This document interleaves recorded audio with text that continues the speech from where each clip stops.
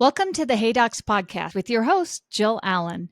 Today, we're unpacking a crucial decision every new doctor faces when launching a practice: owning versus leasing their space.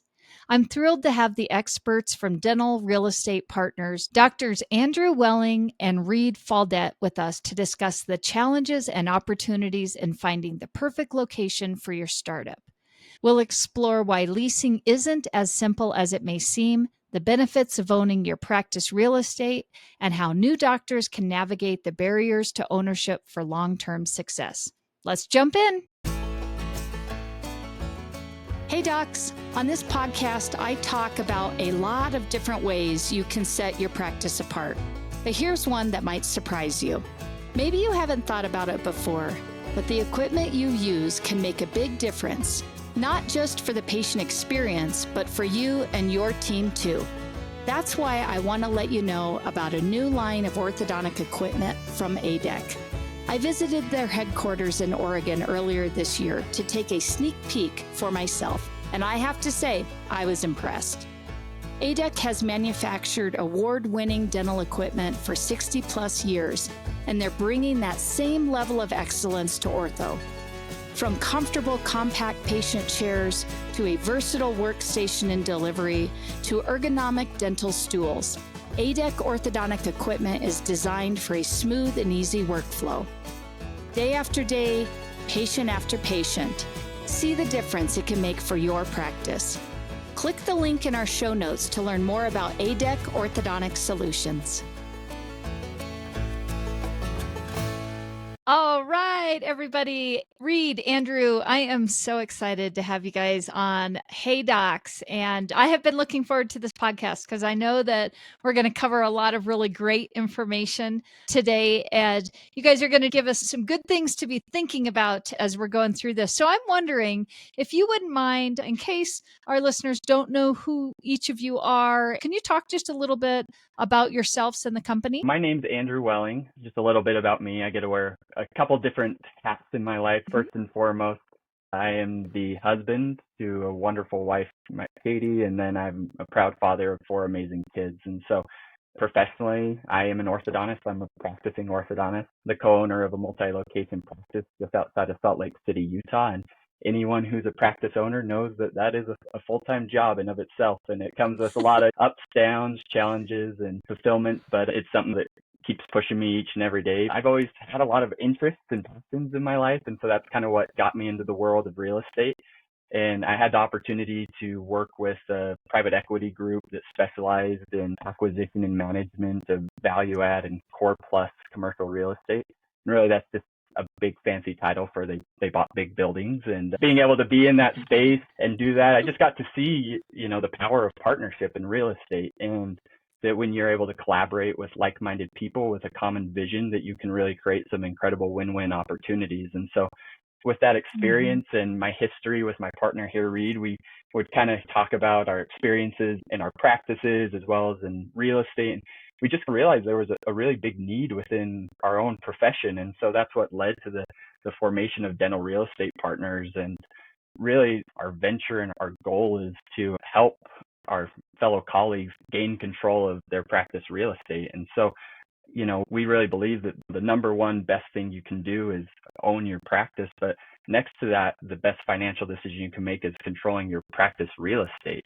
And, there's a lot of barriers that come with trying to do that, especially in the different parts you are in your career. And so we founded Dental Real Estate Partners just to help our colleagues overcome those common barriers. And so it's been a fun journey and one that we're really enjoying being a part of. That's awesome. Yeah, well said, Andrew. And my name is Dr. Reed Faldette. Andrew and I actually graduated dental school together. He went into his residency and I went right into practice ownership. So yeah, I bought a practice right out of school. A year later, I bought a second practice. And so have kind of went into the multi-practice thing. Could definitely discuss the pros and cons of that. There are many. We were fortunate enough to outgrow our spaces really quickly. And so we ended up maybe 2 years in having to build new offices. And so we bought land in our 2 locations and did 2 simultaneous builds. And so the same time my wife was pregnant, we were moving, managing the contractors at both. It was a crazy time of life, but we got through it. So our practices are up and operating now and continue to grow. And I've since scaled back clinically. I work maybe 20 hours a week clinically. The rest of my time is spent on real estate. Similar to Andrew, our focus is on commercial real estate. I have 2 real estate related businesses. One is Dental Real Estate Partners that I focus on with Andrew, and that's our big passion project, trying to help as many dentists as we can gain ownership into their real estate if possible. And the other side is Faldit Capital, which is kind of a commercial real estate investment firm. So that's just buying value add, as Andrew said, just large properties, right, that can scale and that provide an investment return. So those are kind of the 2 things. And so we have a decent amount of experience blending real estate with dental practice ownership. And so we kind of understand, the shoes of the owners, the listeners, or the aspiring owners, as well as bring that real estate perspective that I think blending the 2, I think gives us a little bit of a unique advantage to helping people.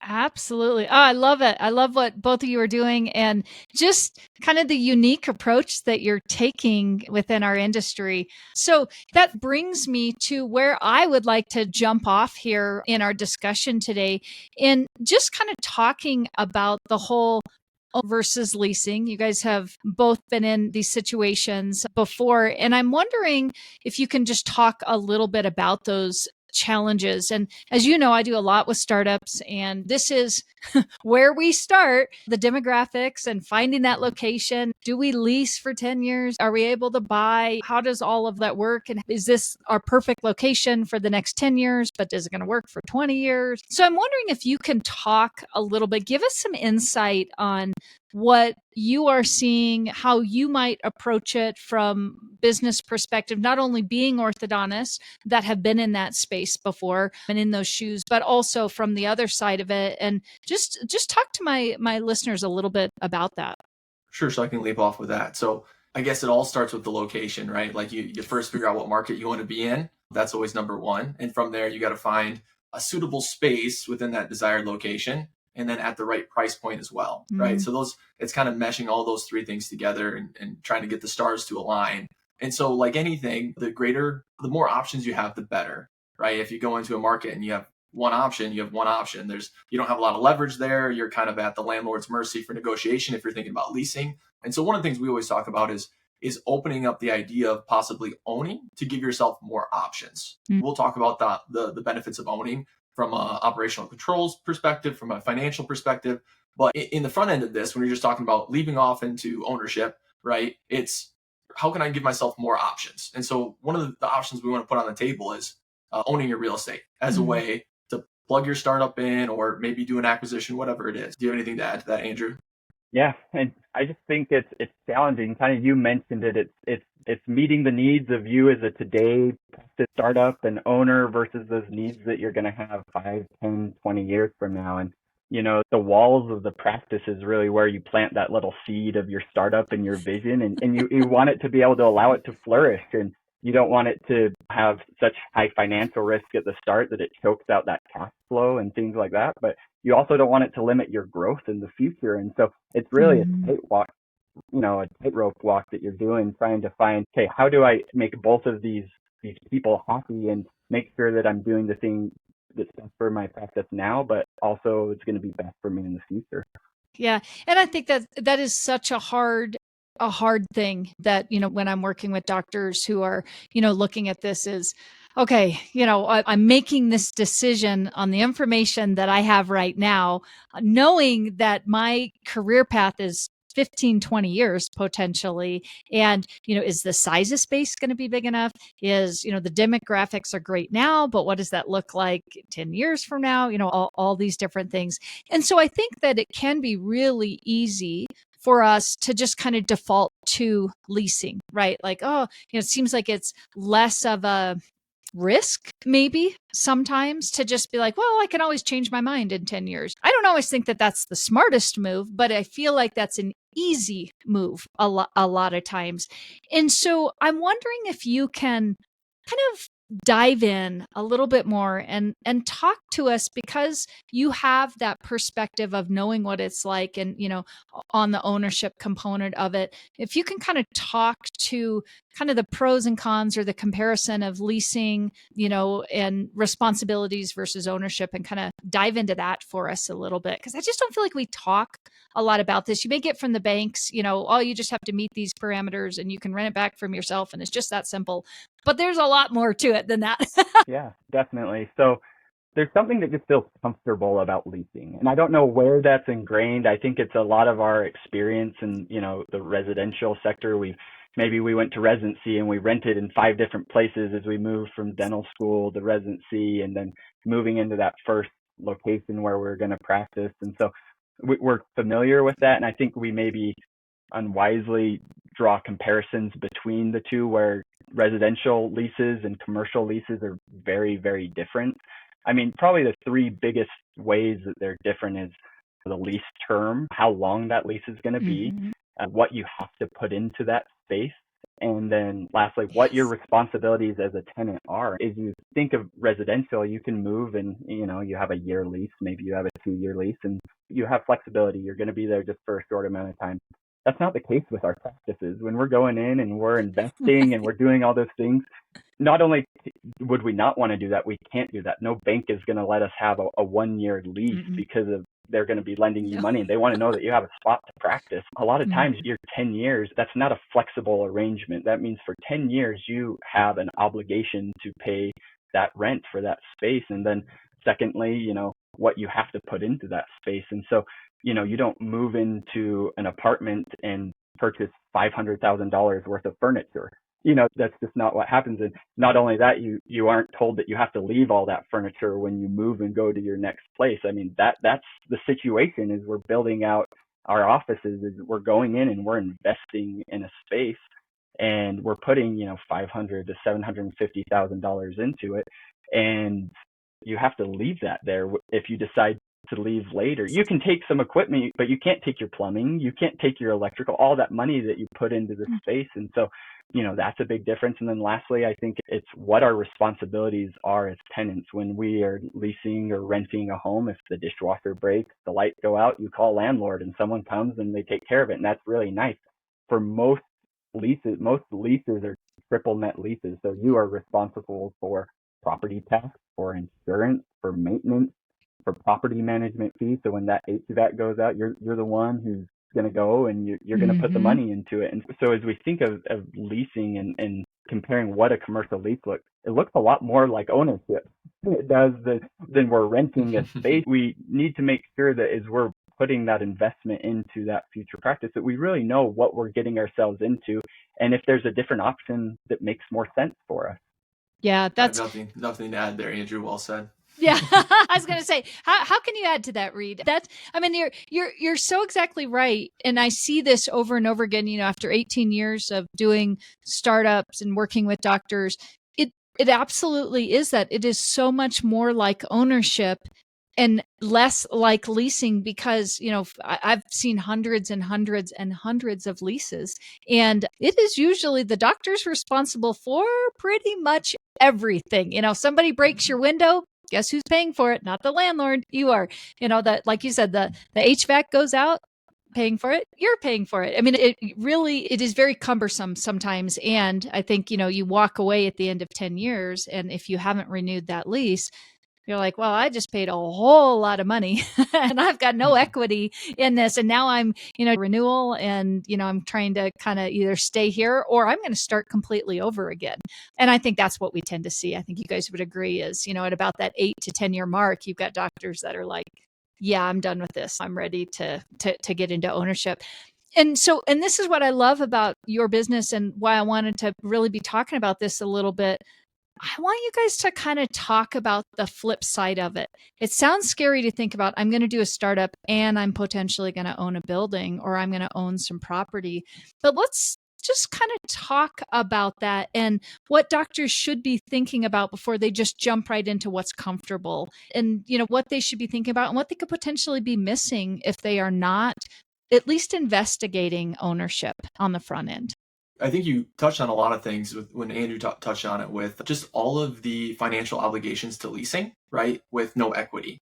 So, I mean, the biggest thing you think about is at the end of 10 years, like what's your options, right? You can walk away from that space, that lease and start all over again, or you extend and you continue with that financial obligation, not building equity in anything.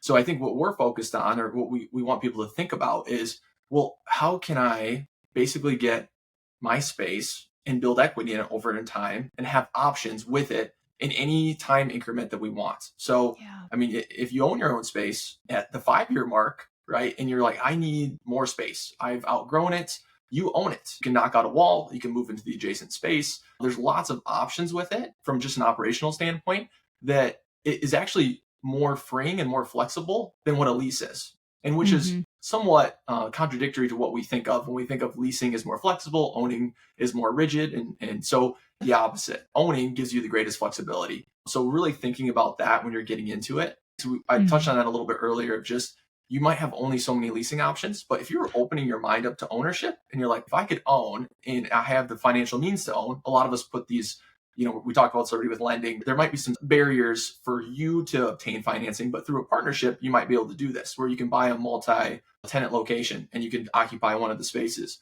Or maybe you go into a retail strip center and you occupy one of 3 spaces. Whatever it is, you have greater options than if you're just thinking about leasing. Because as soon as you sign that lease, you're locked in for whatever the term of that lease is. And you don't get to take those build out dollars with you. If you buy your space, any money you invest in that space, if you fix that HVAC that broke, if you fix that window that got broke, like, that's your dollars improving your building versus somebody else's. So many doctors want to own their real estate. It's funny, we've polled a lot of doctors, we talked to a lot of doctors, and in one poll we did, 80% of people who did a startup said that if they could go back and do it again, they would have purchased their real estate. We can get so excited about this dream and getting it going. It's like, we'll figure that out down the road. But there are only so many windows of opportunity in a career span where you have the chance to buy your real estate. And so when you come to the end of that 10-year lease, it's like, okay, I've got maybe a 12-month window to hopefully try and look and see if I can find something that meets my needs. And guess what? If you don't find it, you've got to have a spot to practice. So there you are, you're locked in again for another 5 years. And so really you have the most flexibility on the front end to really find something that meets your needs. And as Reed was talking about, if you start looking at multi-tenant locations, you also have the ability over time to really control the sphere of the area in which you practice. You have the chance to bring in synergistic tenants that can bolster your practice, that can really affect the feel and the ambiance you're trying to create with, what your vision is. You imagine if you make this really aesthetically driven practice and it's beautiful and you want to have that spa vibe, and then the joke is always the subway comes next door and you've got those fumes coming in. It can detract a little bit from that vision, but if you own that building, you can bring people in. And I mean, we know the benefits of partnerships with other dentists or dental specialists and how you can recreate referral patterns. And so really, there's so many cool opportunities that can happen when you own that real estate that just open up whole different windows that you may not necessarily think about at the beginning of this process. Yeah, that's, again, such good information and good insight. And those are, I can tell you time and time again, I've had a lot of those practices that end up next to Subway, or, I'm out here in Colorado that end up next to a pot shop that they didn't plan on being next to a pot shop. Talk about fumes. Yeah. It's like a whole nother level right there. So, I mean, but you are correct. Like, you have no control. I've had, practices that end up with the jiu-jitsu gym next to them, and on the whole afternoon, it's screaming and yelling and, this, that, and the other. I mean, there's just a lot of things that can come along with, we think about in our leases, I want to make sure that I've got a non-compete clause. You don't necessarily think about the other potential neighbors that you could have. So I think that's a great point there. I know that a lot of listeners are thinking, number one, Jill, it's scary to even think about doing a startup, and then throw building ownership on top of it. And how do I even find out about the benefits of, like, I know there are certain things I can write off and this, that, and the other, but I'm wondering if you guys can talk a little bit, get in the weeds about maybe some financial, some tax strategies, some different things that docs should be thinking about if they're like, okay, I like the idea of it, but I just don't know enough to know how can it be a benefit to me. Because again, I think all of it is new, especially if you're looking at doing, your own practice potentially, or maybe if we've got a doc out there that's an acquisition that is maybe going to have to look at, they've got a month, a year or two left on a lease, and they're going to have to make a decision on, do I move this practice? What do I do? Can you talk a little bit about maybe just some things that doctors should be thinking about and what they should be thinking about in that regard? Yeah. So I guess the easiest way to think about it first is we talked about this concept of building equity in something, right? So if you're doing a startup, if you're doing an acquisition, no matter what, you're going to have facility costs, right? That's just a part of it. So either you're paying it in the form of rent or you're paying it in the form of a mortgage and then maintenance on the building. So first off is, okay, well, if I'm going to practice for 20 years and let's say you're going to buy a commercial building, most commercial loans are going to be 20, 25 years, something like that. So at the end of your 20-year practice, your 20-year time horizon for your career, you can either own that asset outright or you can own nothing, right? So most of our practices, if they're somewhere between, 1,500 to 2,500 to 3,000 square foot, and you're owning a commercial building and in a desirable market, which most of us hopefully are practicing in a desirable market, that building's going to be worth millions of dollars at the end of your career. So from a simple standpoint of at the end of your career, you're now going to have one more asset that's worth millions of dollars that you wouldn't have had you decided to lease that whole time period. Mm-hmm. And no matter what, you're paying those facility costs. So I think that's probably the simplest way to see the financial benefit of it. Obviously, we touched on a little bit with a multi-tenant location, right? If you're occupying one unit of many, you also can have the benefits of cash flow from the other tenants that are helping offset that mortgage, right? That's one thing. Also, over time, there's this value add component of if you change out other tenants, the value of the real estate goes up. So we know how to pull those levers and kind of adjust those knobs to increase the value of the real estate beyond what normal appreciation would be. And so just having that ability to do that when you control the asset goes a long way towards just having a stronger financial position at the end of your career. And then at the end of your career, when you own that asset, you are probably either going to sell your practice or maybe you're going to, whether it's to a DSO or another private practicing orthodontist, now you can lease to them. So now you can become the true landlord and have that rental income, or you can exit altogether and take whatever those dollars are and reinvest it into something else. It just creates a lot of financial opportunity at the end. As far as the tax benefits go, when you own real estate, you have access to what's called depreciation. The value of the real estate based on IRS guidelines goes down with time over a linear fashion of time.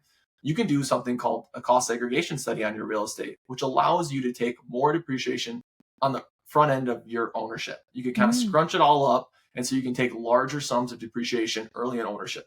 What does this do for you? Well, depending on how you set it up, you can use that depreciation to offset your income. So most doctors doing startups or early in their career tend to have an income problem first, right? We're all trying to get our income up so that we can pay our student loans or whatever. But eventually, 3 years into your practice ownership, 5 years, whatever it is, you're going to now have a tax problem because your income's going to be better than you ever thought it was going to be as a practice owner. And now you're like, what? This is how much I pay in taxes every year? This is ridiculous. So it creates opportunity to offset tax liability. Yeah. Definitely. Again, thank you for wading in. We're about ankle deep right now, but not getting, too far into the weeds there. And that's, I think just those little things are enough, in my opinion. And anytime I have an opportunity when I'm talking to my docs that are doing startups, I always want them to explore the opportunity, if they think they can, into ownership for everything that you just said. It does and can feel a little overwhelming sometimes to think about, oh my gosh, it's enough for me to be an owner of my own business. Now I'm going to be an owner of property too. But, with time, you kind of get in the groove of it all. And it is a huge benefit, I believe, for doctors. And I talk a lot about wealth building. And I believe real estate is a great vessel for that and for doctors. And I love what you said.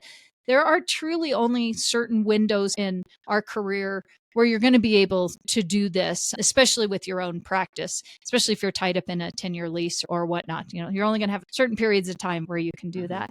So let's talk a little bit about some of the barriers that are out there. I can think of lending. How do I even go about finding, and you guys are talking about a partnership where we've actually got people that can help us with this. Can you talk about those and what younger doctors or doctors that are thinking about this, what may be running through their minds a little bit and how they overcome some of the barriers out there and actually take steps towards potentially doing what we're talking about here. Yeah, so I'm sure we can both touch on this topic a little bit. In talking with colleagues and dentists and orthodontists who are going through this, the two biggest things that people always say stop them or is preventing them from owning is availability and cost. 99% of the people fall in those two buckets. And so, as you look from an availability standpoint, we've kind of touched on it a little. The wider you can cast that net, the better. And obviously, we're really passionate about real estate. We want doctors to own their real estate, but the practice has to come first. And so there are situations when you go into an area or location that you can't find a building and leasing is the only option. And we don't sacrifice ownership for years and years and years to own your building. Don't walk away from a great acquisition to own your building. And sometimes we can, miss that point, but a lot of times it's not an either or. And so with that, it's just really making sure, it's easy to reach out to, a commercial broker and kind of tell them the vision and what you're looking for and look, there's also lots of opportunities. There's Zillow equivalents for commercial real estate. There's LoopNet and Crexy. And so you can go on and you can kind of get a feel for what certain sizes of buildings cost and things like that. And the interesting thing is in the current market, I think one thing is people get on and they see some of those price tags and they're like, I can never afford, a $2 million building. Right. That's crazy. Like I have so much debt. I have all these different things going. Especially, as I said, in the current environment, the level of movement in commercial real estate has been lower than it's been in a decade. And so some of these buildings have been sitting on the market for a long time.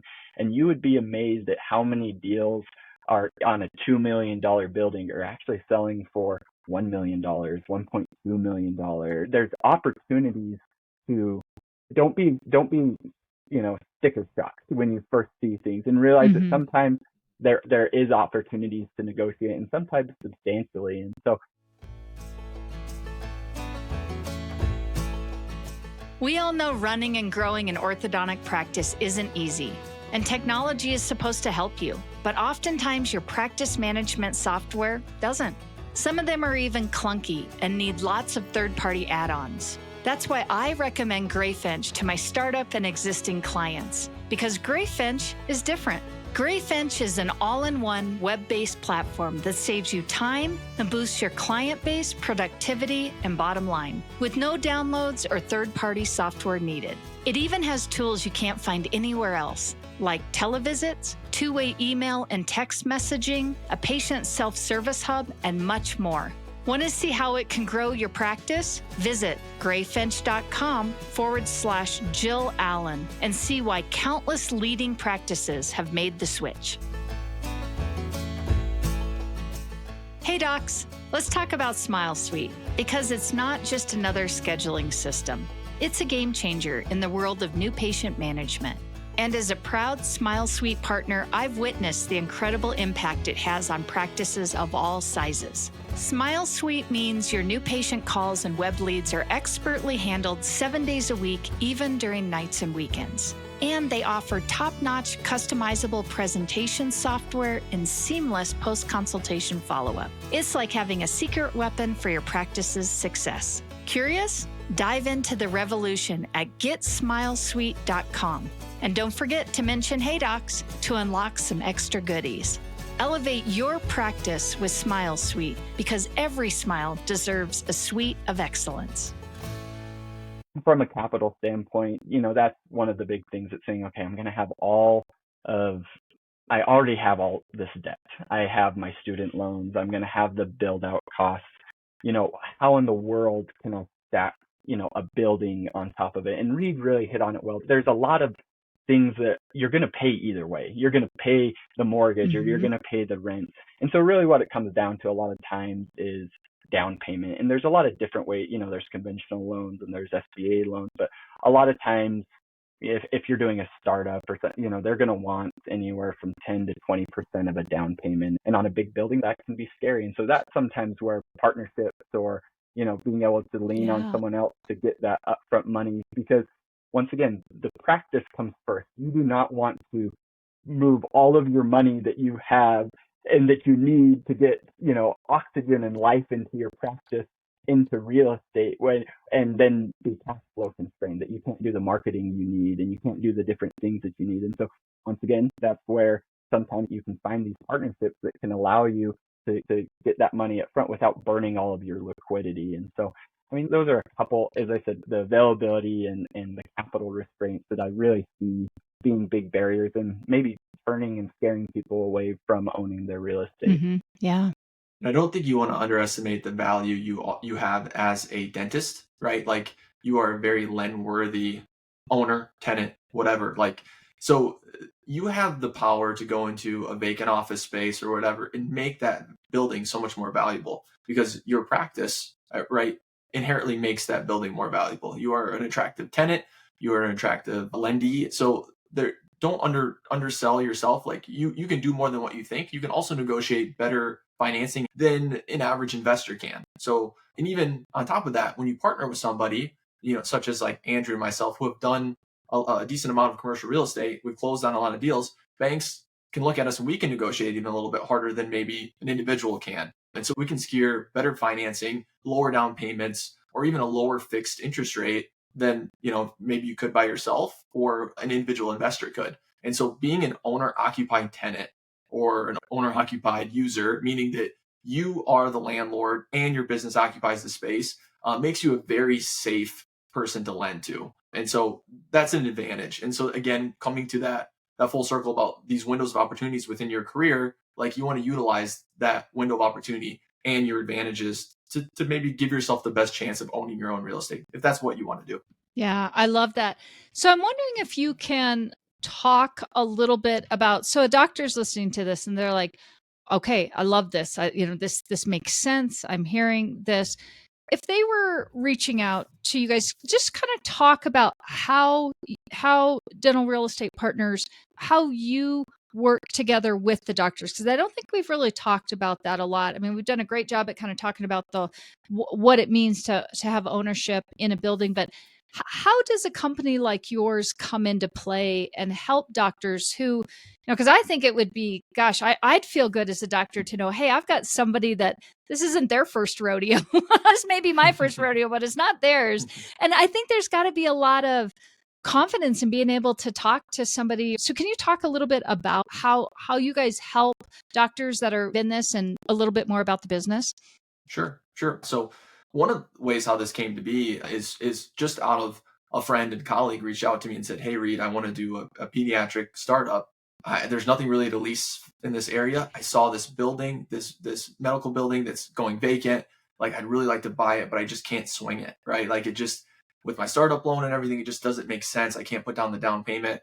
Can you help me? And so I was like, well, I haven't really thought about this before, but sure, let me look into it. And so that's what it kind of evolved to is, we broke down the numbers, what it would look like. And essentially what we did was we did kind of a 50-50 partnership on it. And so he couldn't swing the whole down payment, but he wanted to bring some. And so in that situation, we both just put half the money down, and we both helped carry the mortgage until the point at which he could finish his build out. Mm-hmm. And then even we negotiated to have some free rent, just like you would with a lease, right? Yep. And so his practice is separate from our partnership, which just owns the real estate. So just to be clear, Andrew and I do not partner on the practice. That doesn't make sense. Like, that's your baby. We should not touch it. We should not be involved with it. We're merely trying to help partner on the real estate and keeping those things two separate. So it works out really well. So my partner, or our partner in that situation, owns 50% of the real estate and 100% of his practice. Mm-hmm. And then what we do is we talk about, okay, well, what's your long-term vision? Do you want to buy the whole space? Or maybe you do a buyout in the future. And so that's kind of a way to do it. Like, Andrew and I are pretty flexible. What we talk about all the time is,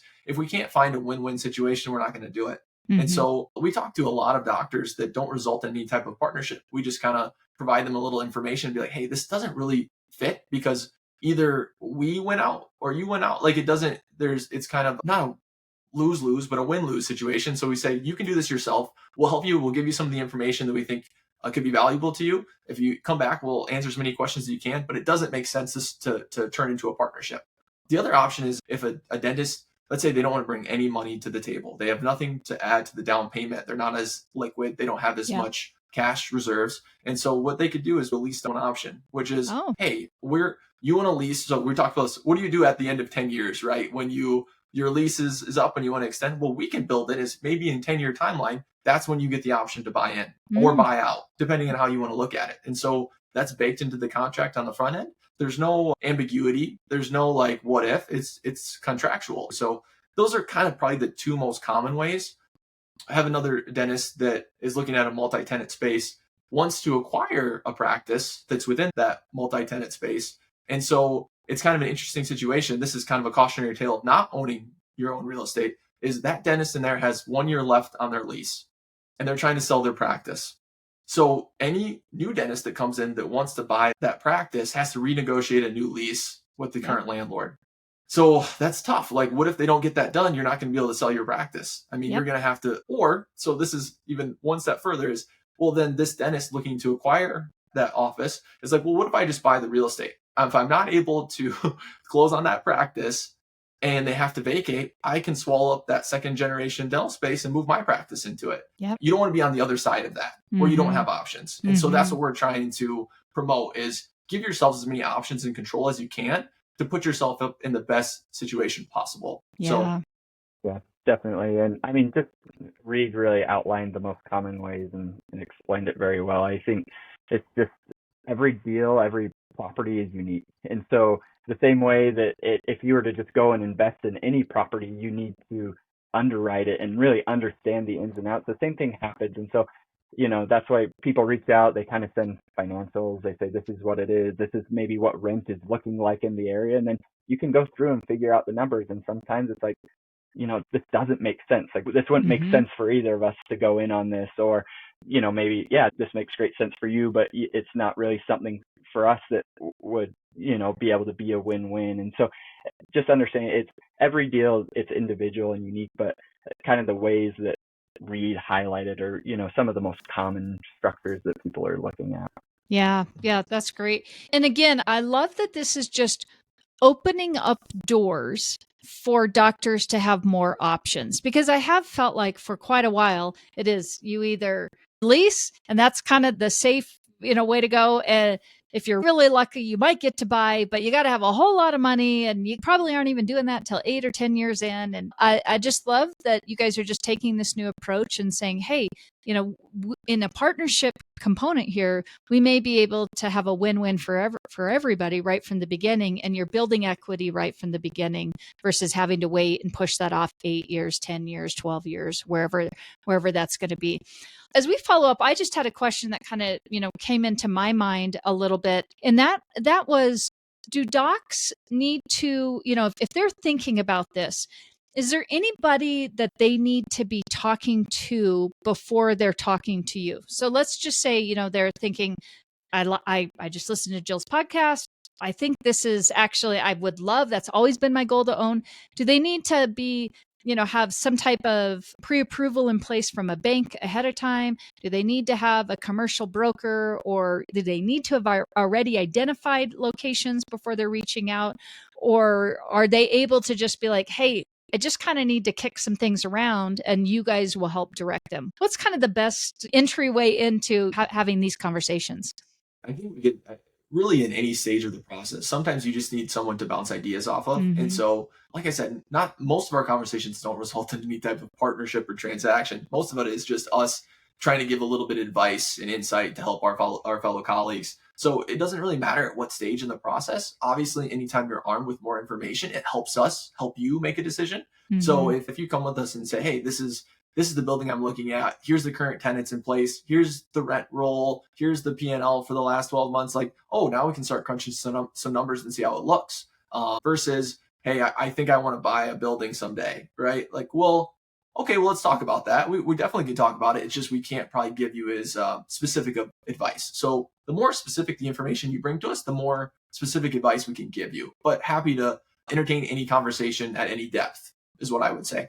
I agree. I mean, I've always thought being in Jill in your position, working with new practices, like what a fun energy. There's just like this excitement and, everyone's just rocking and rolling. And so that's fun for us, and as I said, you wish you Yeah. had unlimited time to have unlimited conversations, but practice owners, Reed has scaled back more, and, I'm still doing 4 days a week and running the practice and stuff. So it's nights and it's weekends and stuff, but it's fun, it's fulfilling. And so we're happy to have conversations. We're happy to, lend, a second set of eyes on things whenever possible. And so any phase is fine. And as Reed said, that the more information you have, the more that we're able to actually give concrete answers on, okay, yeah, this is something that we think could work for everyone, or, we're going to need X, Y, and Z before we can really let you know if this is feasible for us to, put a partnership on. Well, so if somebody wants to get a hold of you guys, maybe they want to learn more about dental real estate partners, what's going to be the best way for them to do that? Yes, we have a website. You can email us at info@dentalrecom. Going to our website, dentalrpartners.com, we have a contact us with an intake form, and it provides a couple of those questions. And it could be valuable for listeners just to look at, to kind of start thinking, okay, what are some of those questions that I need to be thinking about? Just kind of, what's the area I'm looking at? What's the size of building that I think that I would like? And it just kind of runs through some of those, and that can actually help prepare them for maybe a more fruitful discussion in reaching out. But they can put that in, and that comes across, and then we can, reach out and schedule a time to talk, or sometimes we'll have an email back and forth as they get the information they need.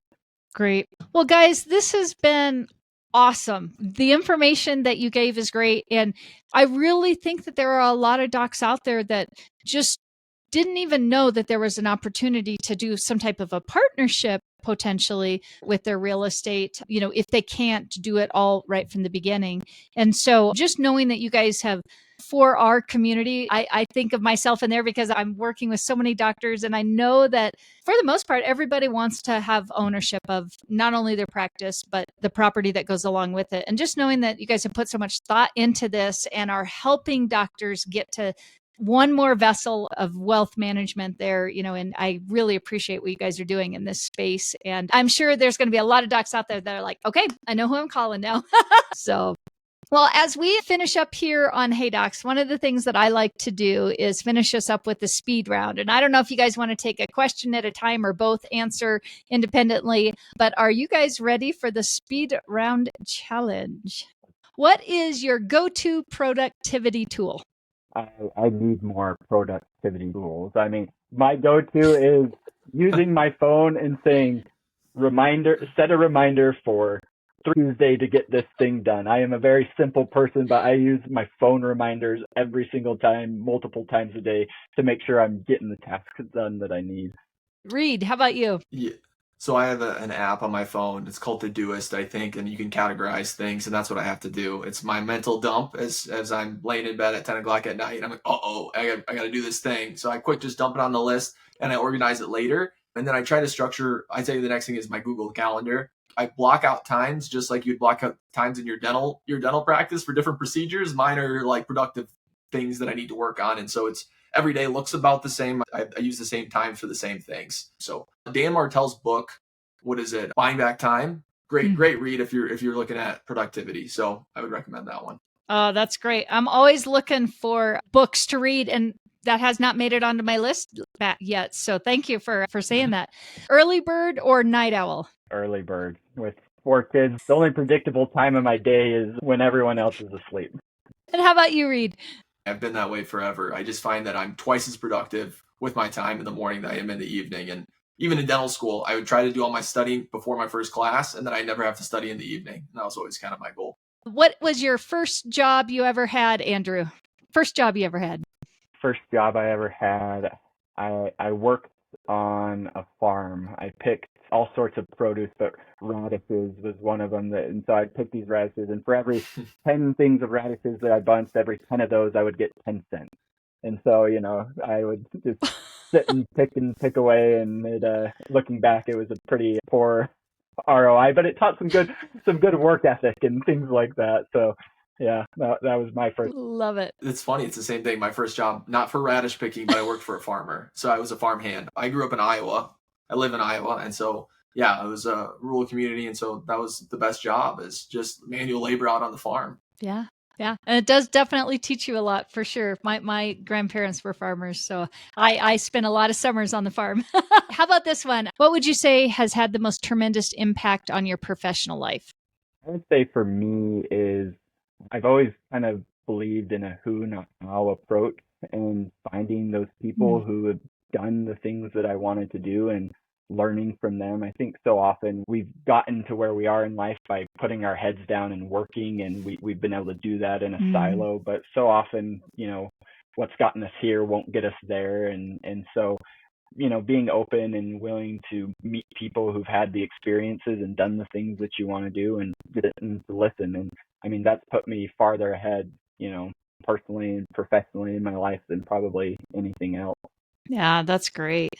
That's a good answer, Andrew. You kind of stole mine there. But let me see if I can add to it. I think the biggest thing is just like taking action, right? You learn the most from experiential learning. It's just like in school, right? The didactic portion is important, but as soon as you actually get in the clinic and start doing the thing, that's where the true value in learning happens, and that the rate at learning is so much faster. So I'm a big proponent of gather as much information as you need, but eventually you just need to start taking action. So move and move quick and then pivot along the way.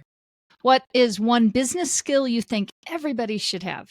Communication, I love that. the ability to communicate effectively. I mean, I see that Mm. every single day with my patients and with our team, and you have this vision and you want this wonderful outcome for your patient. You want this beautiful smile, or you want to help your staff members grow and be empowered, and being able to communicate those thoughts and those feelings in your brain to the people who you interact with in a way in which they can see it and feel it and understand where you're coming from. I think just one, it allows you to connect with people and meet people where they're at, but I think it's really what allows you to create things bigger than just yourself. And that's really in my progress in our practice is learning to say, okay, you can only do so many things all by yourself and get so far. And it's so cool to see, when you can allow that potential to really rise and bloom in your team members. And I want to be better at empowering and helping our patients and our team members really get what they want out of the processes we're engaged in. Yeah. Oh, that's a good one. That's good. Second to Andrew. That's Yeah. the downside to going second. He articulates everything so well, and then I'm over here like, oh gosh, well, how can I build upon that or make even a stab at that? Well, I think that's so true. It's everything. You can get so much further in life when you can communicate to others and influence others, and your ability to influence others is directly correlated to your ability to communicate that thought, idea, and getting it to register with the person. Andrew said it well already, but honing those communication skills goes well as being just a practice owner with your team or a clinician with your patients, or spinning off into some other type of influential position or business owner or consulting for that matter. I mean, you just can't undersell the value of strong communication skills. And so I'm always in awe of people who can communicate well, articulate ideas well. And so I'm always trying to figure out how to be better myself. You'll get the most done. You'll accomplish the most. You'll be the most productive if you have strong communication skills. Yeah. Yeah. I could not agree more. Well, Andrew and Reed, it has been an absolute pleasure having you on Hey Docs. I know you're probably going to get a lot of people calling you, especially since they don't have to have a plan in place. They can just call and get some good advice. I love what you're doing in this space, and I think it's really going to help a lot of docs out there. So thanks so much for being on Hey Docs, and I hope you'll join me again. It's definitely been fun to be able to go over and hopefully just open maybe minds a little bit on this topic. And so, yeah, thanks for having us on the show. Absolutely. Thank you so much. It was a lot of fun. Absolutely. All right, guys. See ya. See ya.